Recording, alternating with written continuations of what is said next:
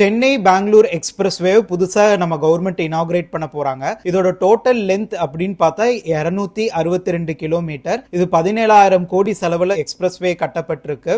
இதனால Chennai to பெங்களூரோட distance அப்படின்னு பார்த்தா 2.5 மணி நேரத்துல போய் சேர்ந்துடலாம். இது பாரத் மாலா பரியோஜனா அப்படிங்கிற திட்டத்துக்கு கீழே நம்ம மத்திய அரசு இதை கட்டியிருக்காங்க. இதுல நிறைய ஃபீச்சர்ஸ் இருக்கு. அதாவது intelligent traffic management system, CCTV surveillance, அப்புறம் எமர்ஜென்சி ரெஸ்பான்ஸ் சர்வீசஸ், இந்த மாதிரி விஷயங்கள் எல்லாமே இந்த எக்ஸ்பிரஸ் வேல இருக்கு. அது மட்டும் இல்லாம இது நிறைய கன்ஜஸ்டட் டவுன்ஸ் எல்லாம் பைபாஸ் பண்ணி தனியா கட்டப்பட்டதால ஒரு சீம்லெஸ் டிராவல், அதாவது ஸ்மூத்தான ஒரு டிராவல் எல்லாருக்குமே கிடைக்கும் அப்படின்னு எதிர்பார்க்கப்படுகிறது. இது ஒரு நாளைக்கு 50,000 வெஹிக்கிள்ஸ் இதுல டிராவல் பண்ற அளவுக்கு கட்டியிருக்காங்க. அது மட்டும் இல்லாம அட்வான்ஸ்டு ஃபீச்சர்ஸ் இருக்கு. ரெயின் வாட்டர் ஹார்வெஸ்டிங்ல இருந்து நாய்ஸ் பேரியர்ஸ் வரைக்கும் இது கட்டியிருக்காங்க. இந்த எக்ஸ்பிரஸ் வே திறந்து வச்சக்கு அப்புறம் சவுத் இந்தியால மிகப்பெரிய ஒரு டெவலப்மெண்ட் வரும். ட்ரேட் ஜாஸ்தியாகும், டூரிசம் ஜாஸ்தியாகும், லாஜிஸ்டிக்ஸ் ஜாஸ்தியாகும். இதனால எக்கனாமிக் growth அப்படிங்கிறது பெருசா இருக்கும். இது ஒரு சவுத் இந்தியன் வைட்டல் ஆர்டரி அப்படின்னு கூட நம்ம சொல்லலாம்.